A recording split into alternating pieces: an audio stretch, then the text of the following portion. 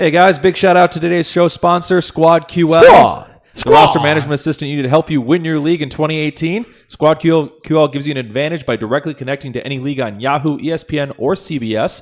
Pulls in your roster, your league settings, and your scoring system, and then makes recommendations on who you should pick up off your waiver wire, how you should set your lineup, which we all really could have used that this week. Maybe it was psychic. I have so many 40-point Kelvin Ridleys on my bench. It's gross. Psychic. And maybe it can help make a couple trades after Josh Allen blew up, and you can flip him for a profit. Head out to squadql.com to download the all-in-one fantasy football manager app. And if you need help, if you need help in daily, SquadQL is also brought to you by the creators of RotoQL. Roto. The leading daily fantasy lineup optimizer trusted by 100,000 DF plus players worldwide. Available at rotoql.com. Calm. Go. Go.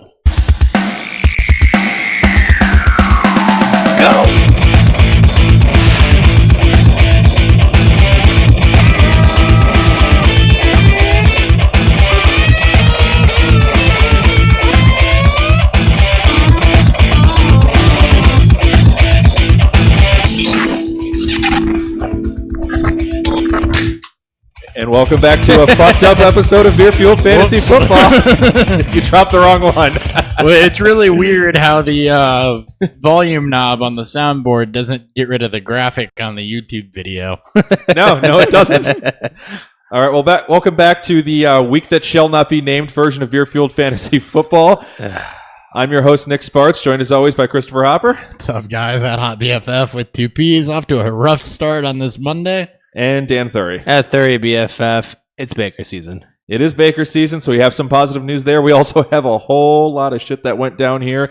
Whole lot that went wrong. In the week that will not be named. A whole lot of apologies. I feel like we're in a all right. Just to the week. Just to the week. You can go ahead. All right. Before we get to the full recap of what the hell happened, seriously, I do want to remind you guys, you can follow us on Twitter, Instagram, and Untapped at BeerFueledFF. Beerfield Fantasy Football is where you can find us on YouTube. Go ahead and hit the subscribe button. Big shout out to everyone who followed us this weekend. We got over 20 of you asking us questions Sunday morning. We have up to an hour we can do for that, and about 20 people worth of questions. Looks to be about half an hour paired with news and stuff. So if you want to bump that number up to probably 50 or 60, we can still probably take all your questions and get them done by the time we got to bounce. And we'll answer 95% of the questions. As long as they're appropriate. So as long as, I know we swear a lot here, but sometimes we want to keep things classy. Yep, and we did break 180 subscribers on Sunday, so thank you so much for the new subscribers that jumped on. Reminder, it is 10:30 in the morning a.m. Central Time. We go over inactives, news, answer your start-sit questions. Some other things you can do to help us out. Give us a like on every video. Leave comments with any questions you have. I'll answer those as quickly as I can for you. Drop a review on iTunes to help boost visibility on the podcast there. And DM BeerfieldFF or email beerfieldfantasy@gmail.com if you're interested in some merchandise. We even have some old school shirts if you're looking for those. Not a lot left, but a couple. We also have hats, and if you would rather just give us a donation to the Patreon every month, that helps drop the cost for the show and makes it easier for us to produce. But before we get to all the recaps here, let's do a beer preview. Beer Fuel.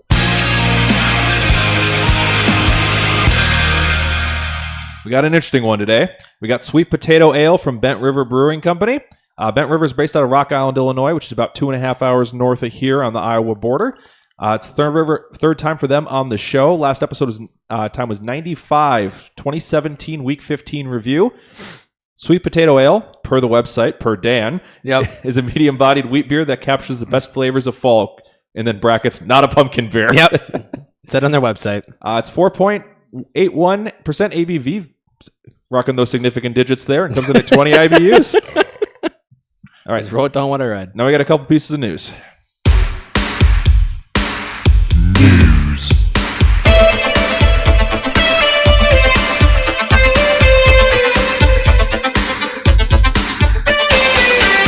All right, quick reminder, we have moved injuries to a separate segment on Monday, so we will not talk about any of the major injuries that happened here.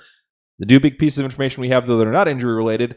Browns coach Hugh Jackson named Baker Mayfield the starting quarterback.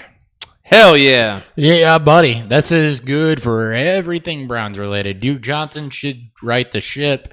David Njoku, I think, is going to start to be what you were hoping he would be. Jarvis Landry, probably a high-end 2 to back-end 1 rest of season. Helps Hyde because the running game actually It looks opens better. up the running game because it's actually going to open up. He's a solid running back 2 week in, week out at this point. And if anything happened to Hyde at this point, Chubb would skyrocket. Yep. So a little bit it seems like an overreaction, but it's really not because all this is what happened when Baker got on the field. So yeah, he's a rookie. There will be some growing pains, but I think is the best rookie in this class, and I think he's going to give this offense a different look. Yep. Yeah, expect a couple duds here and there, but it should be a much better offense going forward. Continuing the rookie news, Cardinals coach Steve Wilkes announced Monday that Josh Rosen will start as quarterback going forward. Bradford looked so pissed when he got benched. I think Bradford wanted to get benched. I think it's just a train wreck there in Arizona. He's like, fuck this. Like, I'll take my $20 million you guys have just paid me. I'm going to sit my ass in this bench. Well, if they cut him, they'll say $4 million, I guess. But maybe he'll go to San Francisco. He Matt Flynned him. He could. He Matt Flynned him. Good Lord. Yeah, no, Rosen, though, didn't work out as good as Baker did. No. I mean, it's also a worse offense. It's a worse offense. It was a much better defense. And I don't have a real high opinion of Hugh Jackson. I will take him over Mike McCoy. Yeah. Yep. Yeah. All right. I think that's all we've got for news, unless you guys spot anything that I missed. No. Breaking news desk. Give me the weirdest interpretation of the news you can. No, we're good. All right. Let's recap some games. What the hell happened?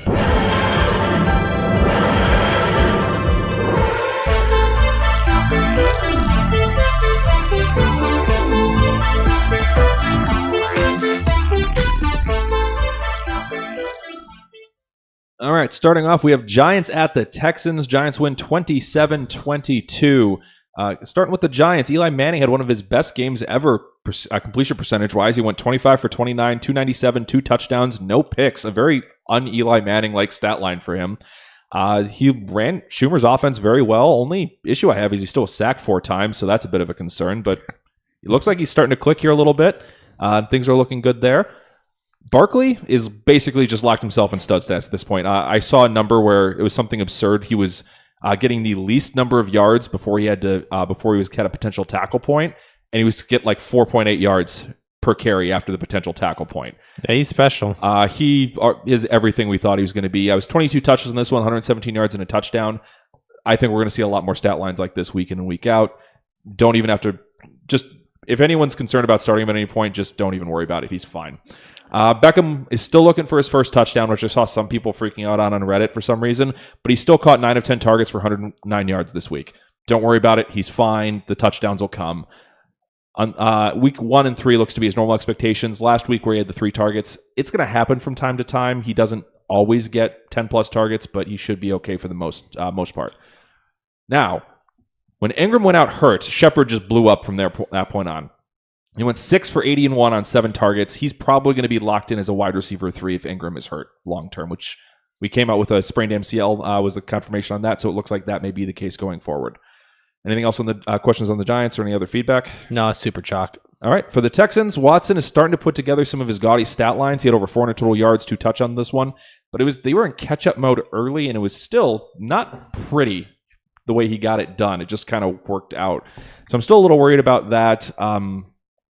But basically, the run game did not help him out. It was all Deshaun Watson to power the offense this week. I hope he can keep that going, but I don't think he's going to be 40-plus attempts in catch-up mode week in and week out. Lamar Miller was 10 carries for 10 yards on the ground, speaking of the run game giving him no help whatsoever. Receiving production saved him. He caught 5 of 6 targets for 41 yards and a touchdown. I'm starting to get a little worried about Miller. This should have been a decent matchup for him. Yeah. I mean, if they're in catch-up mode, that means it was still 10 carries for 10 yards. I know, it but was in catch-up mode, though, and I mean, there's going to be more of that as we get on, too. I mean, the Vikings ran a total of 6 times because they were in catch-up mode. I thought it was 4. Yeah, it was 6. It doesn't matter. It was 6. Either way, you get it. So, 10 carries for 10 yards. And then Blue was like 6 carries 5 for of 6 20 targets. I mean, I'm okay with 15 touches in catch-up mode. All right. Yeah. Moving on to Fuller and Hopkins, they combined for 21 targets, which is over half of Watson's volume right there. You had on Miller, and you're at 27 of 40 already. Fuller caught yet another touchdown, so it just seems like if he's healthy and finishes a game, he's going to catch a touchdown. He's going to ridiculous. catch 27 this year. 27. 27 touchdowns. Tie the record. Yes. Yeah. Both will have plenty of boom games in this offense, especially if they keep getting 25% plus target share, which there's no indication that's going to stop. That's what Hopkins does. So Ryan Griffin was 4th in targets with 4, and then no one else had anything of note. Braxton Miller didn't do anything. Ellington left with an injury. So there's just nobody worth rostering on this team besides Watson, Miller, Hopkins, and Fuller. Yep. That's it. it's chalk. All right, 49ers at the Chiefs. This game was a lot more fun before we had the injury happen. But Yeah, more on that. What happened in this game, Dan? All right, so before we get to the actual what happens after the Jimmy G injury, we'll talk about what actually happened during the game beforehand. Jimmy G had a nice day. Before getting hurt, 20 of 30 for 251, 2 touchdowns, adding 23 yards on the ground, spreading the football around, able to get out, do what we liked, what we saw from him when he was with New England and what we saw last year for the bit of time he was in. The running game was effective even after Breita's injury. Scary finished with 117 total yards, 3 receptions. You wouldn't believe he went 10 for 90 on the ground. Morris salvaged his day with a touchdown, but he went 6 for 67 yards on the ground with no catches. I don't think he had any targets either. The receivers were garbage, so I do apologize for the Garcon love here. He just got 4 targets, caught 1 of them. It was not good. Goodwin bailed his day out with a good touchdown. one. Yeah, he went 3 for 30 on 4 targets with that touchdown. Kittle at least got the volume that we expected. 7 targets, 5 receptions, 79 yards. But the implications of the Jimmy G news, what it does for the players going forward. CJ Beathard looks to be the new starter for the 6 games he played last year. Here's kind of how everything kind of broke down in terms of what we're going to be looking for from the actual players going forward. Alfred Morris, you can leave on the bench. His running game last year with Beathard in was atrocious. Outside of one game, the one game they won against the Giants in Week 10. Breida still has flex valuable though. High average 8 targets per game, 5 receptions, 33 yards. Breida is a much better pass catcher, at least after the catch as well. So at least gives them that decent a floor. The boom may not be there, but the floor will be there. As for the receivers, Garcon before he got hurt last year had 1 double target game. I just don't see a lot of boom or just a lot of floor value with these guys. You can probably bench them, but they might end up being drop candidates after this. And as for Kittle, he was injured and mostly in a share snap count with Selleck, so we don't know about him. Kittle should be fine. He flashed a He little should bit be, with Beathard. but he didn't do much last year. But like I said, he was competing for snaps. He flashed a bit, and Goodwin was all right with Beathard. Yeah, he was boom bust. He had 3 or 4 games good and a couple that were bad. So Yeah, he had a couple 8 target games. It's just going to be more, not as boom. Those were after Garcon went out too, I think. Yes, so. they were. They were. As for the Chiefs, a little more positive on this. Mahomes keeps the train rolling, 24-38, 314-3. No picks on the season. Is on pace for 69 touchdowns. He came off the gas pedal a little bit. Yes. No more 80s. we have a trade. We have a trade. Not an NFL trade. Okay, we'll get more on that before I leave. Ian and I just made a trade. Okay. So Mahomes gets the Broncos in Denver in Week 4 next week. Then he gets Jacksonville at home in Week 5. Both are tough matchups. It's a road game, divisional road game. You're still going to start Mahomes next week. It's just it may not look as pretty. And as for the Jacksonville game, we'll see how he plays against Denver. Hunt's kind of the big. It got talked about last week so much. I think the field's going to continue to ignite here though, and that his 2 touchdowns saved his day. Otherwise, he finished 18 of 44, 1 target, no catches. He's at 3 targets, 1 in each game, and only 1 catch going forward. He's not getting the production on the ground to secure that safe RB2 floor, and he's got no production in the passing game as Mahomes wants to spread the football around and keep the shots deep. High-powered offense will keep his touchdown chances pretty high. It's just going forward is really hard to trust him as RB1, and he's going to give you weeks like he gave you in Week 1 where he was a borderline RB3. As for the receivers here, Hill had a quiet game, 5 targets, 2 catches for 51 yards.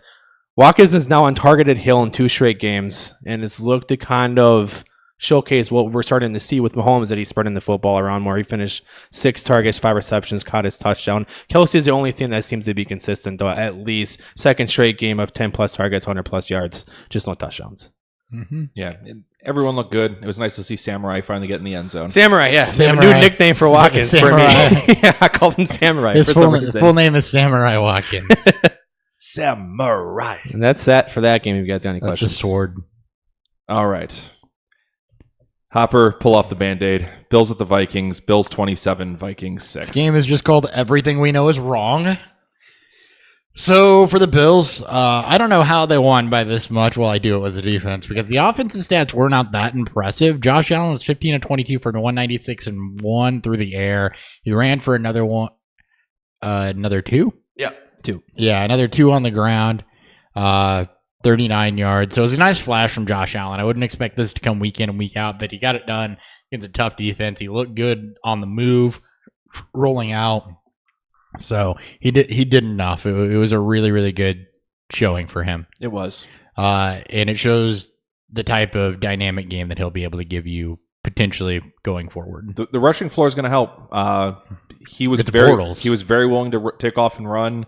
And yeah, I compared him to Bortles a lot during the tree rat process, and it looked like I was watching a rookie Bortles. Pretty much a Bortles stat line. Yeah, I'm looking to see how he plays when he has to play and catch up Or too. Cam Newton stat line. Yeah, that too. Cam too. Cam Newton's stat line was actually pretty similar.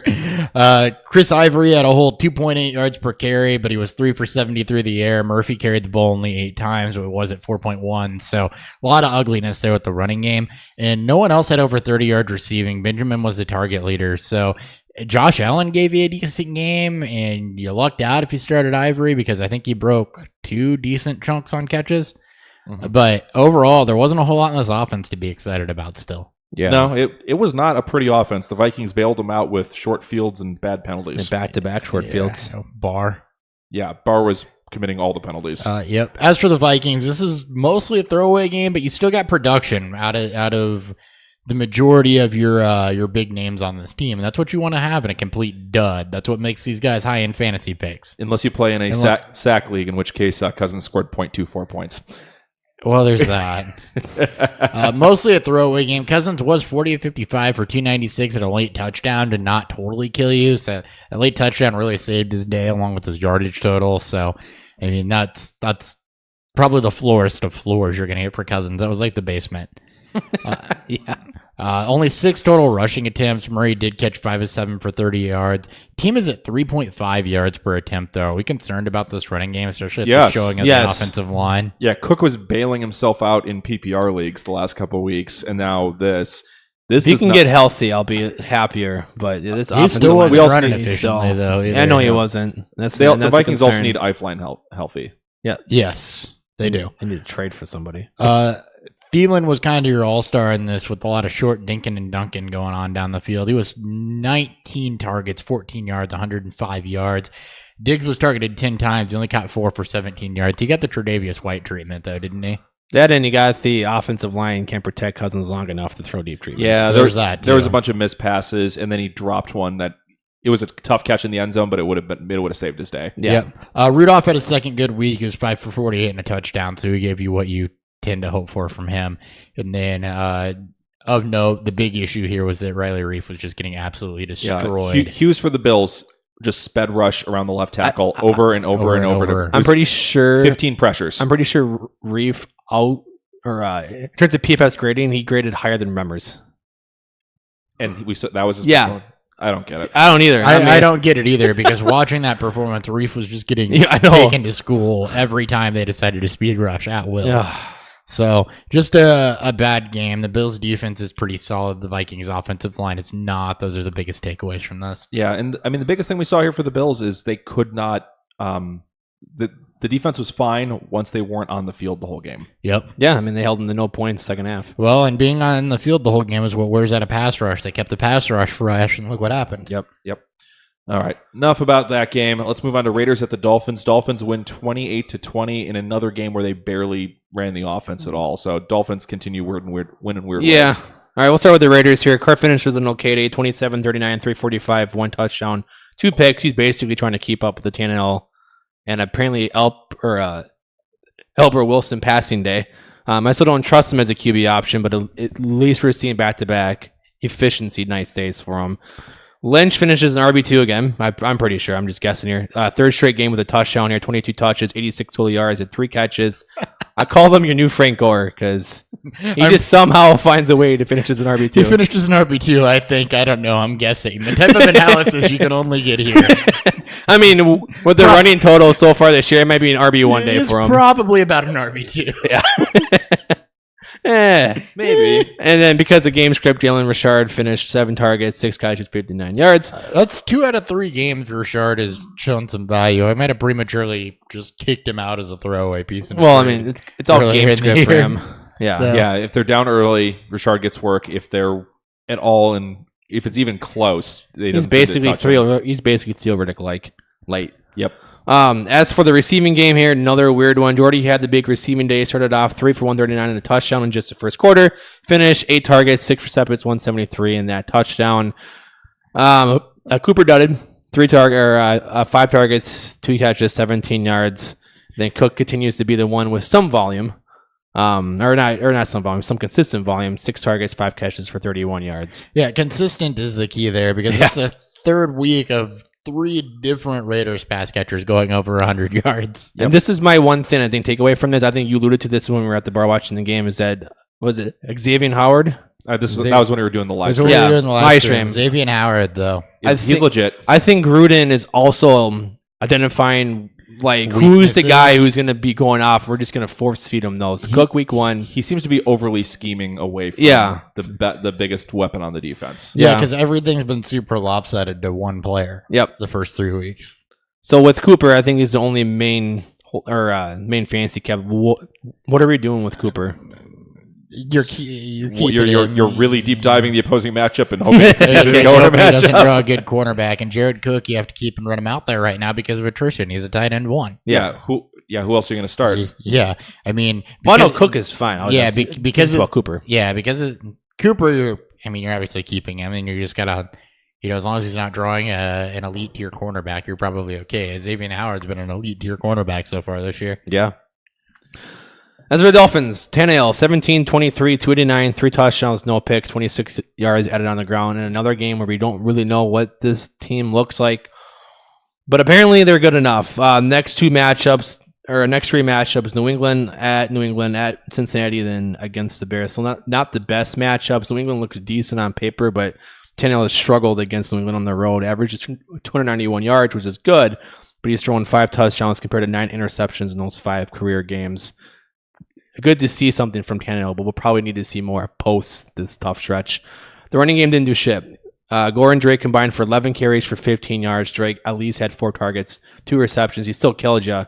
But the carries are trending downwards. This is his lowest total since week 7 of 2017. This is the first time Drake's been held under 10 carries since week 12 of 2017. What are we doing with Drake? I mean, I don't know what the hell's going on with his offense because I know, they're scoring right? points, but they're not running plays. No, Tannehill is doing something. He's at 74 attempts through 3 games. I know, Cousins had 50, more absurd. Cousins had 55. Yeah. You got to keep him and hope that it course corrects. Because I don't think a team can get through a season winning games and not running like offensive 40 plays. Exactly. I have no clue how to evaluate the Dolphins. I'm assuming outside of their receivers, I'm assuming this will normalize at least somewhat, and they'll get up to a normal play volume. Here's how I evaluate the Dolphins: undefeated and first in the AFC, just like everybody predicted. That's right. Yep. As for the receiving game here's how the targets broke down. Stills at 5, Grant, Amendola, Parker, and Gesicki at 3, Wilson at 2. Stills, Grant, and Wilson all at touchdowns. Wilson even threw one to Grant, who would finish with 2 touchdowns here. Here's my story from this. I think Stills is still the mid-flex play in good matchups as he's the clear number 1 target. He leads them in snaps. He doubles the snap counts of both Wilson and Grant. So he's out there at least. I can't chase the Grant and Wilson points. It's like I said, it's a weird setup right now. Now that Parker's back and Amendola's there's 5 wide receivers getting snaps. Yeah. So, and Tannehill's spreading the football around. Yeah. Spreading all the love. And not throwing the ball enough either. So or running enough. I don't know. Or doing anything. I don't know how. That's it for this game. Fuck this game. Yeah, it's an offense that scores points but does not allow fantasy production unless you get the guy who gets the touchdown. It's crazy. All right, enough on that game. Moving on to Packers at the Redskins. Redskins win 31-17 in this one. Off with the Packers first. Rodgers had 44 attempts, managed just 265 yards and 2 touchdowns. He looked awful when he was trying to run around out there. He was limping for first downs, basically. It may be a few weeks before we see him back to his normal self. Maybe. Touches for running backs, just to make things really just hair-pullingly angry. 10 for Montgomery, 7 for Jones, 7 for Williams. Jones was the best overall runner. Montgomery got most of his work in the passing game. But unless somebody takes a stranglehold in this backfield, it's going to be tough to trust any of these guys as anything more than a desperation. I hope my guy scores a touchdown type flex play. Cobb had 11 targets in this one. Disappointing so he and Ebron have been hanging out together. Yep. Adams had 9 targets. He was fine with the touchdown. Graham had 7. Allison only had 4. He scored the big touchdown, but really was not involved other than that. So I would not overly read into the Allison. It was a broken play. It was a broken play. He just beat Josh Norman, and there was no safety over the top. So I wouldn't read too much in Allison. He's still an ad, and we'll get to him once we get to the waiver wire part of the episode. But overall, it looks like for volume, the 3 you're going to look at, it's going to be Adams and Graham are the ones you love, and Cobb should have better weeks than this. On to the Redskins. Alex Smith, I thought he was going to blow up after what we saw in the first half, but he only finished with 222 and 1 on 20 attempts. So he just... It's Alex Smith Day. Yep, it was a very Alex Smith day, and that was basically all in the first half. If Green Bay could have kept this game close or gotten a lead, Smith could have gone off in this game because he was just smoking them early. So I do like some possibly better matchups for him. He kind of redeemed himself in this matchup here. They're on bye next week, so we'll check back in with him for week 5. Adrian Peterson should be known for anything. It is destroying the Packers. Yeah, that's good. 120 yards on 19 carries, 2 touchdowns. He was basically their entire offense this week. Chris Thompson was barely used, 7 touches for 17 yards in a game that looked like a plus matchup for him. I'm not really sure what happened there. I guess they just said we're in front, so Peterson gets the ball. I mean, that's exactly, I expected that's it. exactly what happened. Yeah. I did not expect him to be in front, so I was expecting much more of a Chris I Thompson expected day. it to be a lot closer. Same here. All right. Target breakdown: Reed 7, Crowder 4, Doxson 3, Richardson 2, Davis 2. So Richardson and Crowder both saved the day with touchdowns, but there's still 4 less targets. So not real interested there. The only one I really want is Reed, and then if Crowder can start getting his target volume up closer to 6 to 7 when Alex Smith throws closer to 30 times, then it's interesting. This is the part where I stop predicting Jamison Crowder to do things until he actually does things. Yeah. He's I've tried to predict it the first 3 weeks and it hasn't worked out. so he's firmly in timeout, and we'll watch. Yeah. We'll keep an eye on him. I agree. You got a bye week for him to sit and think about it. Yep. All right, that's all I got for that game. Dan, the horribly depressing Titans at Jags. Titans 9, So Jags before 6. then, let's get to something that brings a little bit more joy. Ronald Jones is inactive again. Sorry. Titans Jags. Titans Jags. Battle of the field goal kickers. We'll Suck up wins. We'll start with the Titans. Gabbert got hurt in the first quarter. Mariota limped his way in, finished 12 of 18 for 100 yards. No picks, no touchdowns, ran for 57 yards and 7 carries. Basically did whatever he could do minimally to win this game. These 2 teams just struggle fuck themselves to field goals. Yeah. Yep. He gets the Eagles next week, Buffalo in week 5, and then the Ravens in week 6. That Buffalo one is intriguing to me if he's healthy.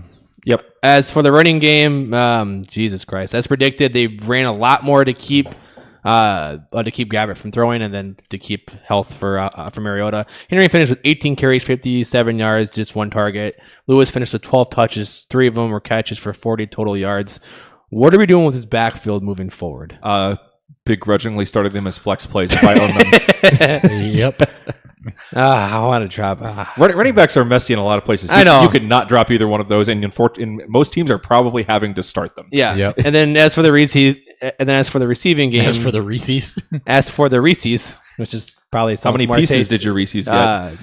Not a lot here. With Gabbert as your quarterback, then he hurt, and then Mariota banged up. Not a lot of targets to go around. Taylor led the team with 5. Davis at 4. Matthews just at 2. It's a throwaway game, I think, for them, though. They had a one-arm quarterback, yes. This is a throwaway game against Jacksonville. John had 2 targets, though. I mean, yeah, one-arm players usually work out better as linebackers. Yeah. Isn't that one hand? Yes, 2 arms. I mean, if it wasn't his throwing arm, maybe. True. As for Jacksonville, first off, sorry of the Blake Bortles hype that we were all completely wrong on. That didn't work out too well. Looking at a particular analyst at this table. That was me and Hopper. And it wasn't just us either. Yeah. It was a popular take throughout everybody. Especially once Fournette went inactive, everyone went nuts. I was like, ooh, this is good. Well, when you go back and look at it, he does this about once or twice every year. And there's no rhyme or reason to win. It just happens about twice a year. Yep. Bortles finished 21-34, 155, no touchdowns on picks, only 27 yards on the ground on 5 attempts. I don't know what there is to say about him. He's got some decent matches coming up against the Jets, at the Chiefs, at the Cowboys. Game script could be for Jets and Cowboys, but the Chiefs one is really intriguing. Does Blake Bortles have game script? Because last week should have been rough. Yeah, it was really good. We're trying to guess. Yeah. It's like trying to predict Jamison Crowder. Good luck. Good luck. Yeah. But Blake Bortles doesn't care what the script is. No. He just does what he wants. That's why we all love him. As for the running game, it's still a mess. Grant got to start, but only saw 9 touches, got 10 total yards on 1 catch that went for the -1. Yolden looked better when he came in. He had 6 receptions and 7 targets for 46 yards. He finished today with 13 touches for a total of 90 yards. Last week was Grant. This week was Yeldon. If Fournette is going to continue to miss time, who do we trust? I still trust Yeldon more. Oh, yeah. Yeldon, but I agree Grant with is a flex play whenever that doesn't happen. True. As for the receivers, Keelan Cole led all Jags with 9 targets, second with ASJ with 5, then Westbrook with 4. No one did anything with those targets. Keelan got 5 of them, but he only had 40 yards. And then this is the 3rd straight week that ASJ has finished with 5 targets, 3 receptions for minimal yards. He's truly touchdown dependent. He is. Yeah. A lot of tight ends are. Yeah. It's just weird to see him finish with the same exact stat line 3 weeks in a row. 5 and 30 seems to be the going rate of tight ends right now. Yep, he's gonna get 5 targets, he'll catch 3 balls, he'll get you about 30 yards, and you pray to God he falls in the end zone. Yeah. That's most tight ends right now. Yeah. Yeah, I think Cole is still a decent flex play during good matchups and during these bye weeks. Westbrook is more of a deep play flex option in the deeper leagues, and then you should not be rostering Moncrief. That's that for that game. All right. Moving on to a game that was a little more fun. Bengals at the Panthers. Panthers win at home 31-21. Hopper, kick us off with the Bengals, I'm assuming. Yep, let's start with Andy Dalton. He was 352 for 2 touchdowns, 4 picks, however. Multiple touchdowns in every game this year so far. He's got Atlanta, Miami, Pittsburgh on the horizon. So Like that. he's got some good matchups coming up. Yeah, with Tyler Boyd, I even don't hate the Miami game. Nope, because Boyd and Eifert and Uzoma and Croft and Gio, and hopefully Mixon by then. and the ghost of Jermaine Gresham and TJ Houshmandzadeh. TJ Houshmandzadeh, every other tight end, even though Hoosh wasn't a tight end. I know. So he's not a bad streaming option going forward. He's looked pretty good all 3 games. I mean, 4 picks, not good, but as far 352 and 2 for a fantasy day is pretty good. Watch this game pretty closely. The majority of those picks were not his fault. Right. John Ross, I'm looking at you. Gio Bernard, 12 for 61 and a touchdown. He caught another 5 for 25. Bengals are 9th in rushing efficiency right now at 4.4 yards a carry. Big turnaround from last year. So I like it so much. You're starting to mix him when he's back. Yes. Gio Tilly is not. This is rushing game is not something to be scared of anymore. AJ Green was 5 for 58. He gave you a Florida. He got pretty banged up in this one, so keep an eye on him going into next week. Tyler Boyd, 6-7 for 132 and a touchdown. He's the clear-cut number 2 here. He's beating out John Ross, and he's finally showing the potential that you thought he could show, and Dalton's targeting him. Is he a must-start now? If AJ Green's out, 100% yes. If he's Flex not, for sure. He's definitely wide receiver 3 range. I'm not sure he's a guaranteed every weekly start. So you still have Mike Williams ahead of him? Now, next week against Atlanta, yes. So Tyler Boyd or Mike Williams rest of the season? Tyler Boyd. Ooh, I like that. I'm leaning Boyd, but it's close. Yep. No, I agree with that completely. It's very close. They're both wide receiver 3 guys that you can probably run out most of the time. Yep. That's really the point I was getting to there. Tyler Eifert had 8 targets. He caught 6 of them for 72 yards. He had a really good game. His usage has gone up each week in terms of target volume. Croft also was involved with 7 targets. Part of the reason the tight ends were targeted so much was that Green got beat up. I think that led to Eifert going up to 8 targets this game. Yep. So if Green doesn't play, I think Eifert's probably the big beneficiary from that. But still keep an eye on him too, because he's been doing decent things with the volume he is getting. So if that volume trend is just then trying to ease him in because he didn't play at all this preseason, he could end up with the injuries at tight end being a must start going forward. I haven't had a chance to check his snaps for this week, but I am interested to see if it went up or not. Yeah. That's all I got on the Bengals. For the Panthers, Cam Newton was 15 for 24, 150 and 2 touchdowns. with another 2 rushing touchdown. He continues to score points at his highest completion percentage of his career, his second highest touchdown rate, and his highest since his MVP season. So he's off to a good start this year, especially throwing the football. Christian McCaffrey, 28 for 184 rushing with only 2 targets this week. So still no touchdowns. That's 6.5 a clip as a runner. He's showing you that one way or another he's going to get volume, be it in the receiving game or the rushing game. And it was all between the tackles. Like, this was not like him doing jet sweeps or running to the edge. It was all in between the tackles and just bursting through the hole. He's a full service back, except for the goal line. He's got 1 goal line carry this week. He's had no rush touchdowns since week 10 of last season, and he's had no touchdowns in general over his last 5 games. He's giving you floor. If he's giving you all the floor. If he's going to score, it's going to be big play. It's going to come for him. He had a few that looked like he might be able to take it, and he just couldn't quite make it happen this week. Yeah, I'm just saying with the rushing thing, that's touchdown was slightly concerning. I'm not knocking him. The volume, he's proven everything that we thought about him wrong, especially me. So my view on him is definitely flipped. I would just like to see him start to get some more red zone work, honestly. That's the only thing that's keeping him from being an elite tier running back. God damn it, Cam Newton. Right. Devin Funchess gave you kind of his normal day, 7 targets, 4 catches, 67 yards. He did have the touchdown this week, though. So that's the difference between him being really solid floor, like back end 2, high end 3 player to a solidified 2 is that touchdown. He's been at about the same range for yardage and receptions each week. And I expect him with Olsen likely missing some time. He probably finishes with 6-7 touchdowns this year and gives you mostly okay games. Devin Funchess is Cooper Kupp. He's a giant Cooper He's Kupp. a giant, slower Cooper Kupp. He's a very big, slow Cooper Kupp. Cooper Kupp's not even that fast. That's the point. Productivity-wise, though.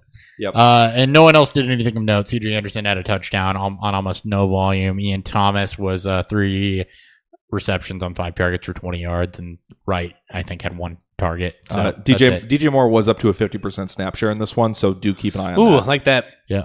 It's just not really used. Yep.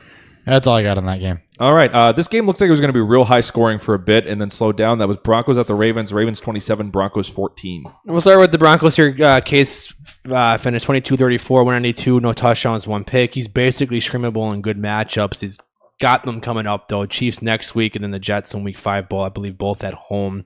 As I said, streamable in both those games. Phil Lindsay got ejected for throwing a puncher in a scuffle.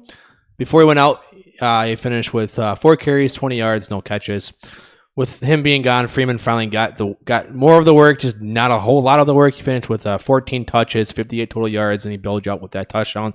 The game script started to kind of flip as the game went along, as the Ravens kind of took over that game, got to see more of that Devontae Booker. I think he had 5 carries and a couple of targets.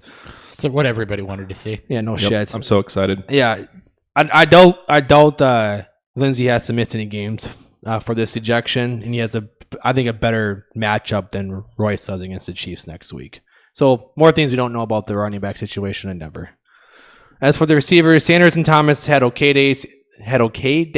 Sanders saved his day with a 35-yard touchdown run, but he only had 5 receptions for 35 yards and 8 targets. Thomas caught all of his 5 targets, though, for 63 yards. Matchups are better these next 2 weeks, so roll him out there. Mm-hmm. And then tight ends still can't trust any. As for the Ravens here, Flacco gave you a Flacco day. 25 of 40, 277, 1 touchdown. That's pretty much what he is. That's what he's always been. He's a mid to low end streaming option. Next 3 matchups, he gets the Steelers on the road Sunday night next week, and he also gets the Browns and Titans. So not great, the best matchups next week's I like, though. Yeah, Steelers should be borderline. But then again, when you see the Ravens and Steelers play, it's a fucking it's good stuff.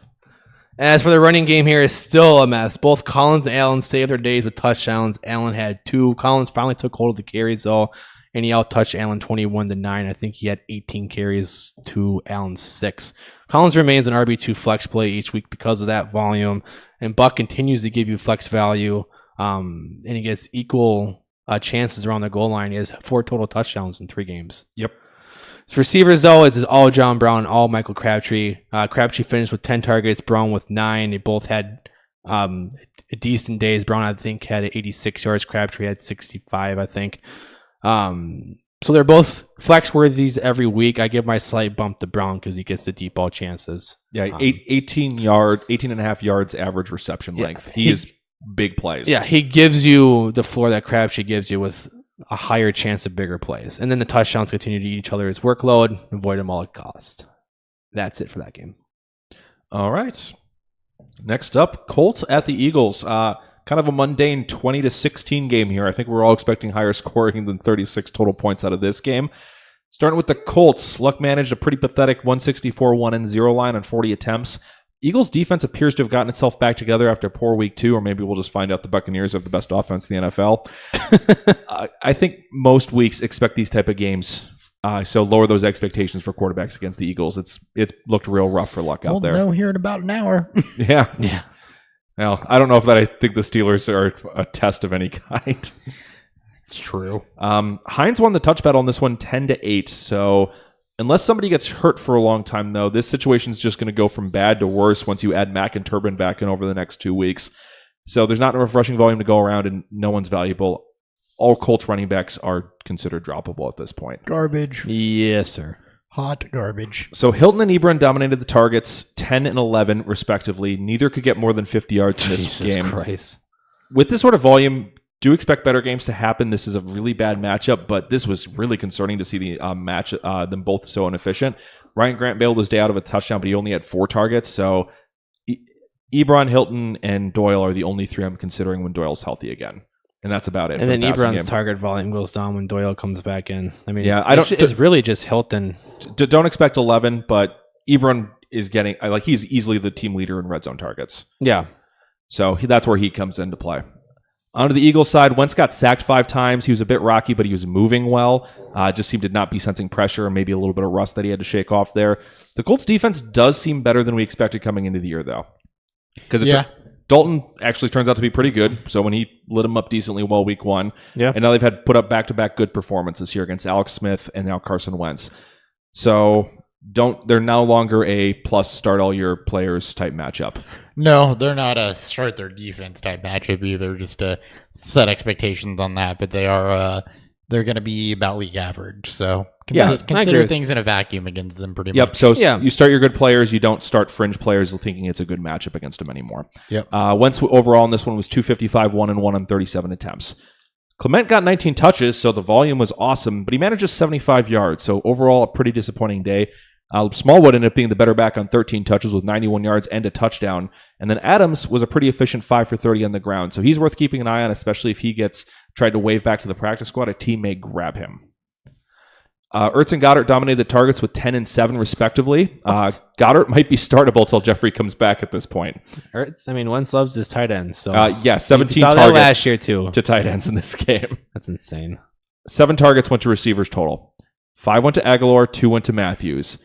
So until Wentz either comes back to his 2017 form and we start seeing some more big plays, or if his targets uptick next week with Wentz, I might start lowering those Aguilar expectations. He's not getting fed like he was with Foles. It was just, I can't believe only 7 targets to receivers. That's insane. It's one game. Wentz is still recovering from his, I mean, it was also in wet conditions. So, well, I mean, this is the sample size we have with Wentz right now. I don't know. I'm just saying. I'm just not going to make any hasty decisions, but Yeah. we'll see what matchups look like next week on Aguilar and I agree. what that looks like. All right. And then one last game before we hit the beer review. We have Saints at the Falcons. This was the blow-up game we were all looking for. Saints 43, Falcons 37 in overtime. Dan, what happened here? All right, so as long as the Saints D is struggling and the running game is a joke, Breeze is a top 5 QB must start every week. Finished 39 to 49, 396 passing yards, 3 touchdowns, no picks, and added 2 rushing yards, including a beautiful spin move to tie the game. Rushing touchdowns. Excuse me. Did I say receiving? No, you said rushing yards. Rushing yards. Well, either way, I think he had 2 rushing. No. Anyways, Kamara finally got the carries that we were hoping for. 16 of them. Only got 66 yards total for them on the season. He's 3.8 yards per carry. They really need Ingram to come back. But he had 20 fucking targets. Caught 15 of them, 124 yards. He's now on pace with Michael Thomas to beat the receptions record. Not just running back. Marvin Harrison's reception record. It's insane. As for Michael fucking Thomas, he's on pace to break that as well. Caught all 10 of his targets for 129 yards. Caught 38 of 40 passes this season for an insane 95% catch rate right now. Yeah, Michael Thomas has been playing out of his mind. He is the best receiver in football right now. Yes, he is. Yeah. I'm so glad I own him in a lot of places. As for the other receivers, Ted Ginn and Ben Watson had 6 targets apiece. Ginn saved the day with a touchdown, while Watson had himself a decent streaming day, finished 5 for 71. Meredith was finally active, caught his one low target for an 11-yard touchdown. I want to see, because I like Meredith's skill set, especially in this offense. I'm going to put Meredith on the watch list and see how the snaps and touches are an uptick compared to the other players on this offense. Mm-hmm. That's it for the Saints. As for the Falcons, so Matt Ryan was all like, fuck your 5 total touchdowns, Breeze. Let me do the same thing. He finished 26 for 35, 374 yards, 5 touchdowns, no picks. Finally, this offense finally Matt Ryan has a true wide receiver 2. It's in Julio Jones. Yep. Calvin Lee. As for the running game, Tevin Coleman didn't have a great day efficiency-wise, but he saved his day with the receiving touchdown. 17 touches, 2 of them were catches, 47 total yards. Edel Smith, though, 2 carries, -6 yards. He had 3 catches on 4 targets for 41 yards. Yeah, that bailed his day out. Yeah, kind of. And then speaking of Calvin Ridley, he decided to have his breakout party early on this season. 8 targets, 7 catches, 146 yards, and 3 touchdowns. Of course, he's a must-own in all leagues, but is he a must-start? I'll have to see who they play next week, but I'm definitely considering it. Just talking. I don't remember. As for the other receivers, Julio is again being ignored for touchdowns, but he does what he always does. He finishes with the high yardage mark, 96 yards on 5 receptions and 6 targets. Sanu bailed you out if you played him with the touchdown. He went 4 for 36 and 7 targets. Then Austin Hooper played fourth fiddle, 4 targets, 3 catches, 23 yards. Next 3 games for the Falcons, they get Bengals at home, Steelers on the road, Buccaneers at home. So at least maybe not next week, but the weeks after that, absolutely. Sorry. The offense is upticking, so he's at back-to-back nice games. Is Sarkisian off your shit list now? Sarkisian is off my shit list for the time being. Until Mike McCoy's fired? Yes. And that's it for that game. All right. Let's review a beer. Beer review.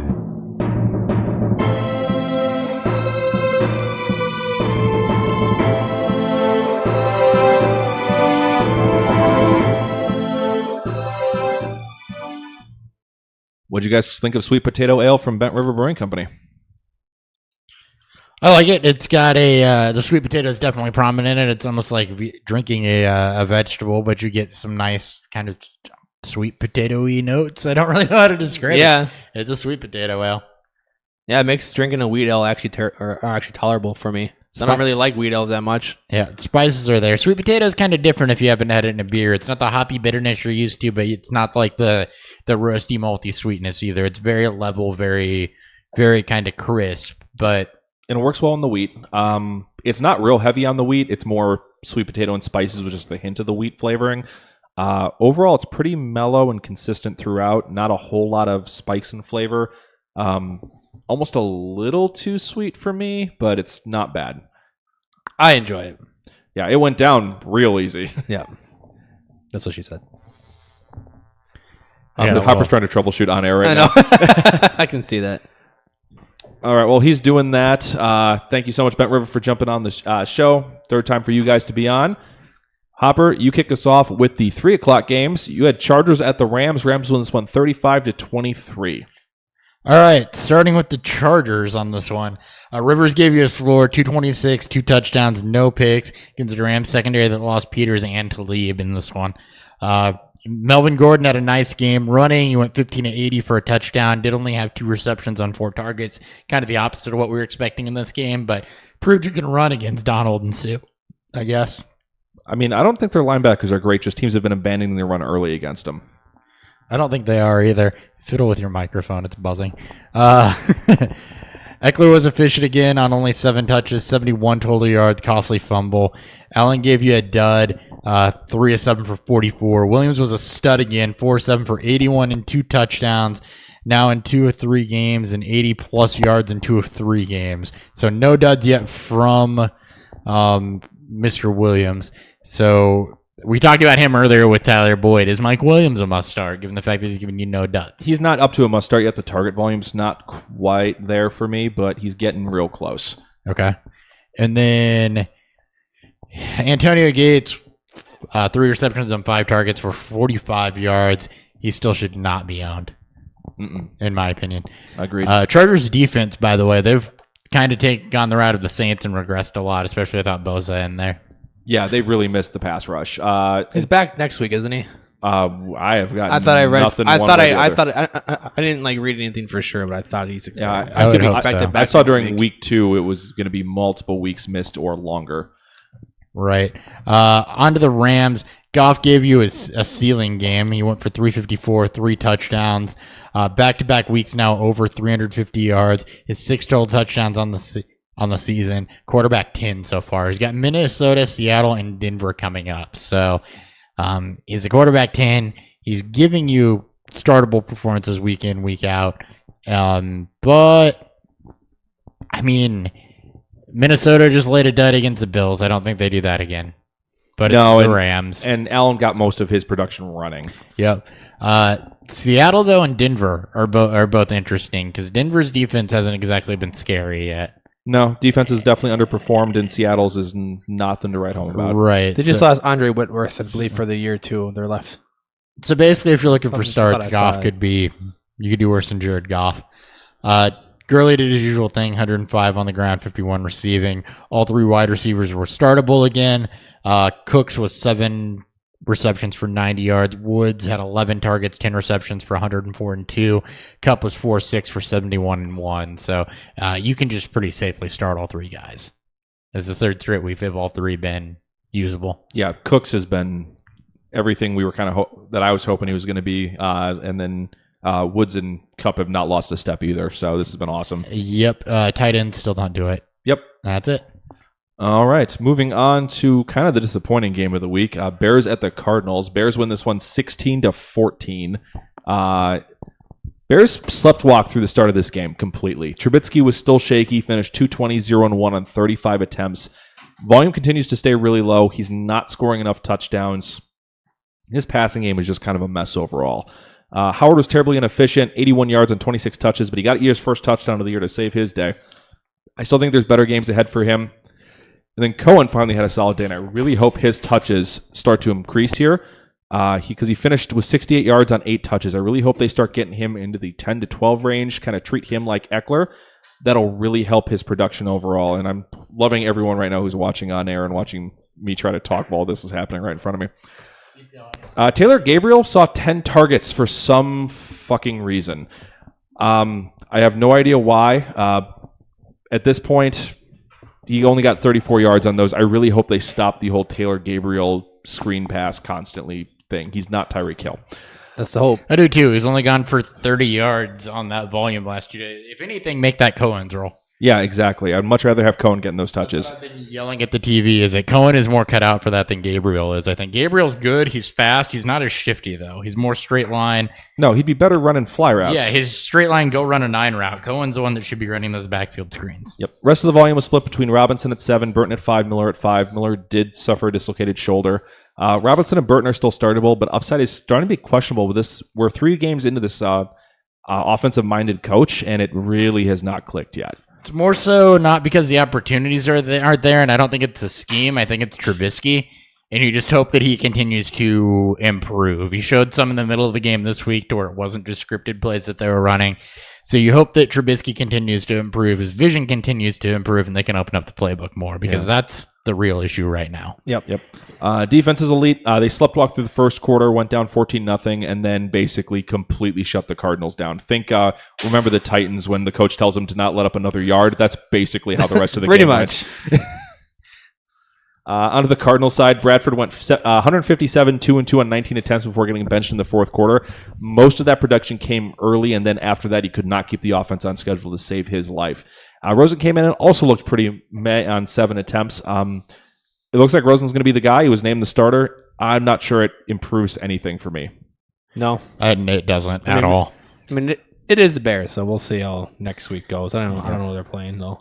David Johnson finally got 4 targets. Yay. So something correct. Oh, it's something. Got 30 yards and a touchdown off of that, so yay. But yeah, until this offense starts doing anything, he's going to be around 50 yards, and you're hoping for a touchdown. They don't even want to use him on 3rd and gross. short. Yeah, 3rd and short. Let's bring in Chase Edmonds. Let's bring in Chase Edmonds. McCoy got roasted on Twitter for that, too. He should have.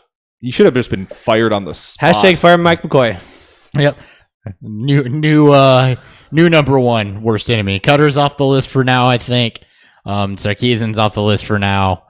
Jackson's fine because Baker's in and he did the right thing there. So it only took a concussion to make that happen. Yeah, Mike McCoy, you're on the hot seat. Yeah, it should have been a concussion to Hugh Jackson to make that happen. Unfortunately, it went to Tyrod Taylor. Yeah. Mike McCoy, Steve Wilkes on the hot seat. All right. Fitz isn't even startable anymore. 2 targets, tying a career low back in 2006. Yeah. He's on timeout. I mean, bad matchup. Kirk led the team with 8. He caught 7 for 90 yards. I don't expect that to be consistent at all, though. I don't either. They're attacking Callahan, it sounds like. He did have some nice routes, so do keep an eye on that. I would not freak out about NASCAR's stat line. He caught 1 of 3 targets, and he had a 35-yard touchdown. So, whoop-de-doo. So don't trust anybody in this offense not named David Johnson. And even that's like maybe RB2. I don't want this. Right. I don't want this to be a thing. On the flip side, if the offense can get its shit together, that's a big if, but if the defense actually looks pretty good when the offense is not completely hanging them out to dry the entire game. Indeed. So I would probably put them in top-tier streaming option territory if the offense isn't screwing them. The defense? Yeah. Yeah, I would too. But until that starts happening, you can't consider them because they're going to face 80-plus plays and just get worn out. Great. For those that were listening to the audio and not on YouTube, we apologize for any awkwardness that might have came over, and if there was a slight buzz going on there for a while. We had a cable blow in the middle of recording that I changed out in the middle of recording. So Nick was trying to focus, and I was honestly trying to focus on reading reviews and troubleshooting that and getting that swapped all at the same time. So we're good now. All right. Well, now that you're good, can you go ahead and talk about Cowboys at the Seahawks? Seahawks 24. Oh, that Cowboys is my game. 13. Hey, I sure can. Starting with the Cowboys, Dak 168 and a touchdown, no picks, 21 rush yards. He's had one game since week 10 of last year where he generated over 250 yards of offense on his own. 6 games without multiple touchdowns. You're not starting him to save your life right now. This was supposed to be the good matchup, and don't roster him. Don't roster him. Leagues. Don't start him. Nope. Don't roster him. Don't. Outside of Zeke, I'm not rostering anybody on this team. Yep. Speaking of Zeke, he was 16 for 127. He did catch only 3 of 8 passes. Jeff Swaim, for whatever reason, was your it's Swaim was your leading target getter. He had 7 targets, caught 5 of them for 47 yards. That's your leading receiver for the Cowboys. Cool. Jesus Christ. Against a Seattle secondary that's not scary. So I'm avoiding anything involving this Dallas passing game. Agreed. All right. On to Seattle. Russell Wilson, 192 yards, 2 touchdowns, more floor games from him. He's the QB 15 early on. He's got Arizona, the Rams, and Oakland coming up. So he's got a Rams team where he's going to catch them missing Peters and Talib. And I'm hoping by the Rams game, Baldwin's back. And Baldwin should be back. So once Baldwin gets back, Wilson jumps back up. His matchup should be fine. You can still run him out there. Just don't expect your normal Russell Wilson blow-ups. Chris Carson, 32 for 102 and a touchdown. It's not efficient, but it looks like they finally figured out, hey, we should stop screwing around with Rashad Penny. Thank fucking God. Thank God. Bye, Penny. So Penny was 3 carries for 5 yards. About what he should be getting. Lockett and Marshall both had 6 targets. Lockett took his for 77 and a touchdown. Marshall took his for 30 yards. So if you started Brandon Marshall, sorry. And Lockett does nothing but score big touchdowns, apparently. Yeah. This is like Tyreek Hill a few years ago, where it's like, oh, he had another big touchdown again. As for everybody that was freaking out about Will Dissly, he got 1 of 3 targets for 4 yards. Nick Vannett caught 4 of 5 for 27 yards. And, it was garbage time for Dissly in week 2, with Vannett getting most of the during the game targets. Neither one of them right now, though. They might be mid-season acquisitions if they can figure it out, but right now. Yeah, if the passing offense opens up and they start upping the volume and more stuff starts happening, one of them or both of them might end up being valuable. Until that happens, though, neither one of them are. When they're getting combined 8 targets per game right now, no. The only thing Vannett was missing from your normal 2018 tight end line, though, was a touchdown. Yeah, that would have made him your back end tight end 1. That's your normal tight end. That's your tight end 1 week in the year of our Lord 2018. Lions Patriots. Dan, you've got this one. Lions 26, Patriots 10. Yep, this was the cherry on top of the week that shall not be named. So Brady sucked in this was amazing. It was fun to watch, but it was terrible for fantasy. Yeah, man, I enjoyed it. So as for the Patriots, Brady sucked, so did the passing game. Offense desperately misses a true deep threat and probably another pass catching option, as they can't keep defenders off of Gronk with just Hogan. Brady finished 14 of 26, 133, 1 touchdown, 1 pick. Looks like Gordon at least can make his debut next week, and Edelman still has a suspension to go through. But maybe better days. I would be trying to buy Brady, or at least find the owner that wants to drop him, because it's going to be better for him going forward. See if somebody rage drops him. Yeah, good after this game. The Sony Michel experiment got off to a rough start. It finished with 15. It wasn't a rush start. A little bit rushed. Very rough. 15 touches, 1 catch, 49 total yards. Burkhead got hurt early, didn't return, which is why he got majority of the work. Problem is, I don't know why they kept running out there with Michel.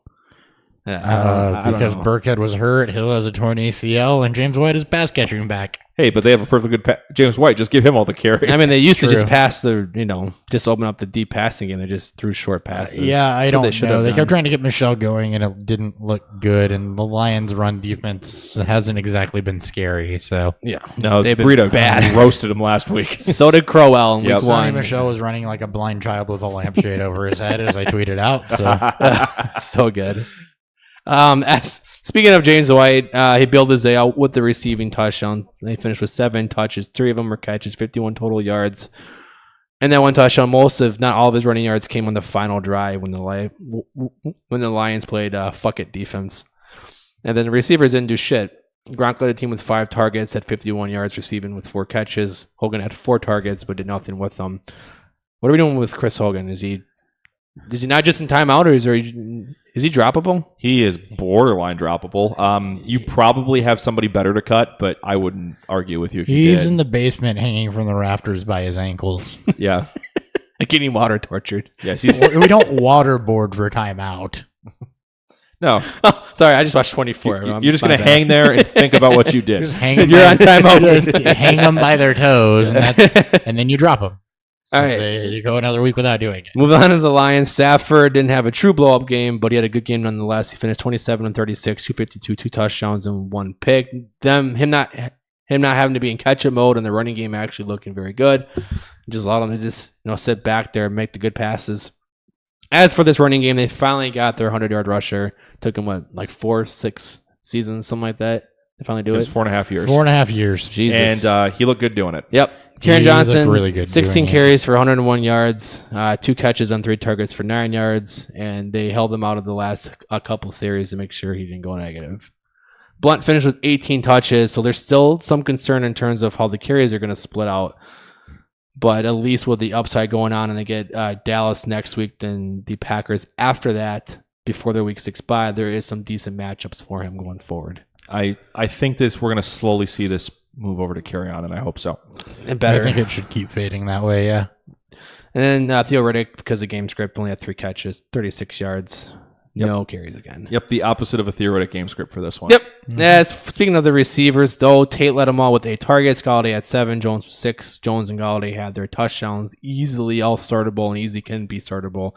But with the with the running game looking good, and finally we get to see this offensive line look good, which means to be more balanced.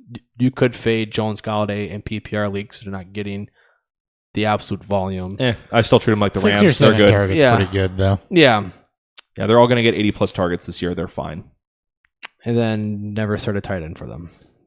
That's it. All right. Let's talk some injuries. Monday hangovers.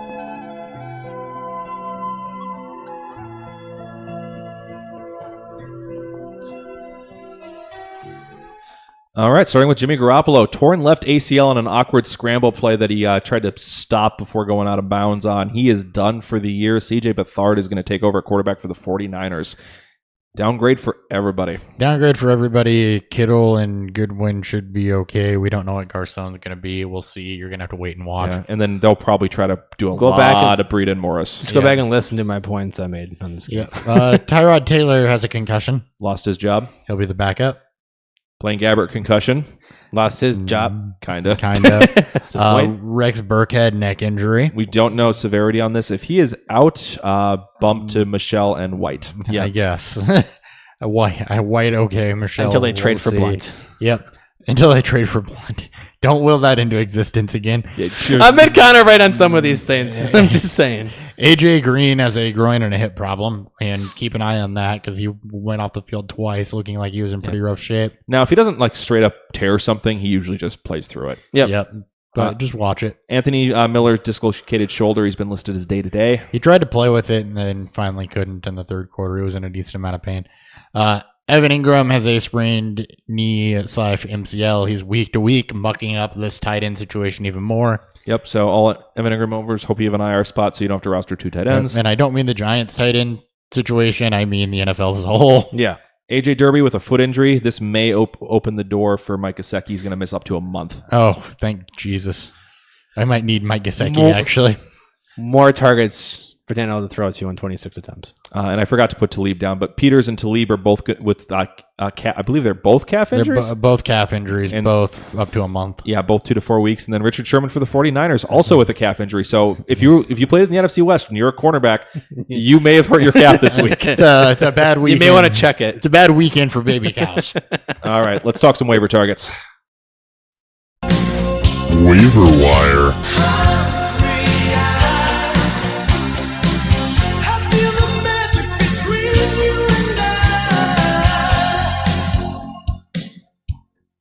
All right, kicking us off, Andy Dalton, who we've been harping on for about a week and a half now, is a possible good pickup. As long as Green looks good, he's going to be okay this week. Love him this week. They get Atlanta right now, and he's been solid in his first 3 games. Yep, they also get Miami, Pittsburgh, Kansas City, Tampa Bay, New Orleans after that. So really good run of stuff coming up for him. Very good. Baker Mayfield looked awesome in a single half of work. You could definitely do worse if you need to pick up somebody, assuming he's there and the hype didn't get him owned already.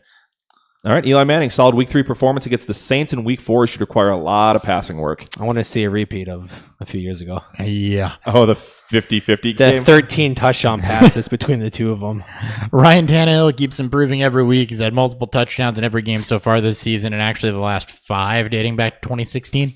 All right. Rough schedule going forward, though. This one was obviously added by Hopper. Blake Bortles, Jets and Chiefs coming up. Never had back-to-back 0 touchdown games in his career. Winky face.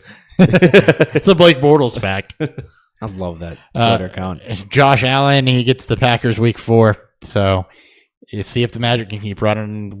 I know everybody in this room really hopes it does. For obvious reasons. On to the running backs. Javarius Allen, he will stay on this list until you all pick him up. He's still under 50% owned for some reason. Insane. Ty Montgomery led the Packers in touches, lowest owned of the 3 backs. He actually did flash some as a receiver this week. Sony Michel, Burke neck injury might open some opportunity to take over for him. He's only about 65% owned. Yep. Kerryon Johnson, 16 touches, over 100 yards. He looks like he may have won the Lions job outright, or at least the Lions' share of it. 70% owned. See what I did there? All right, I forgot to add notes for wide receivers, but Oh, well, we'll wing it. Calvin Ridley, breakout game. He is. You're basically starting him at this point. Touchdowns in the last 2 games, over 50 yards the last 2 weeks. John Brown has proven he's a weekly kind of a wide receiver 3 conversationalist. He looks to be the one on this team. Always a chance to break a big touchdown as well. Yep, hold him till he breaks himself. Geronimo Allison is still not owned in 100% of leagues. He didn't have a great week this week outside of the big touchdown, but he still got you the big touchdown. He's on a Packers offense as a wide receiver 3. You got to have him in there. Tyler Boyd, Mike Williams. I'm marrying these 2 at the hip. That's what's happening this episode. They both have looked great. They're getting wide receiver 2 level volume. They are scoring touchdowns. Dan is leaving. Antonio Callaway had 11 targets from Baker Mayfield. He didn't do anything with them, but that volume continues. I love him. We're apparently giving Tyler Lockett the finger. 6 Oh. targets, 2 big touchdowns the last 2 weeks. All right. Christian Kirk, he had 90 yards on 8 targets, 7 catches in this one. I don't think he takes over as a full-on wide receiver 2, even wide receiver 1 in its offense, but you never know. DJ Moore, snap count went up. Target volume not there yet, but should follow.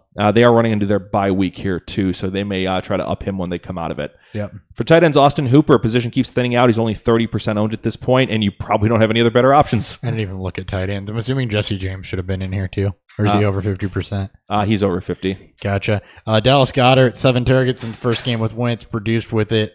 Like him as long as Jeffrey's out. Yeah, I don't know who else they're going to throw to. I don't either. A couple DSTs to keep an eye out for this week. Seahawks are at the Cardinals, Lions at the Cowboys, Browns at the Raiders, and Packers versus the Bills, maybe. I'm less confident in that one than I was. Probably more confident 48 in hours that one ago. the other way. The Bills against the Packers. Yeah, that might be a good option, too. All right, let's say bye to people. Weekly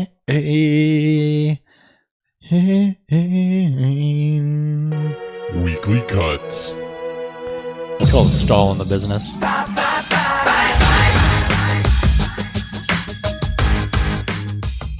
Dan still hasn't heard the drop.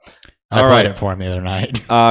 Quarterback Jimmy Garoppolo, ACL injury. Unfortunately, he is a sad drop, Tyrod Taylor concussed, less sad drop. and he's not the starter anymore. You're right. Sam Bradford, also not the starter anymore. So for some reason you owned him. He's also dropped the Also ball. potentially concussed. Running backs, LeGarrette Blount. He looks like he's probably going to lose some work to carry on Johnson. He also hasn't been efficient and big surprise, but hasn't had a lot of touchdowns either. Yep. Rashad Penny, 5 touches this week. He is cooked. CJ Anderson should have been dropped already, but if he hasn't been, this is clearly CMC's world, and we're all just living in it. Yeah, this was also a don't chase the big play that he had. Yeah, don't chase the one big play. Yep. Wide receivers, John Ross can go die in a fire.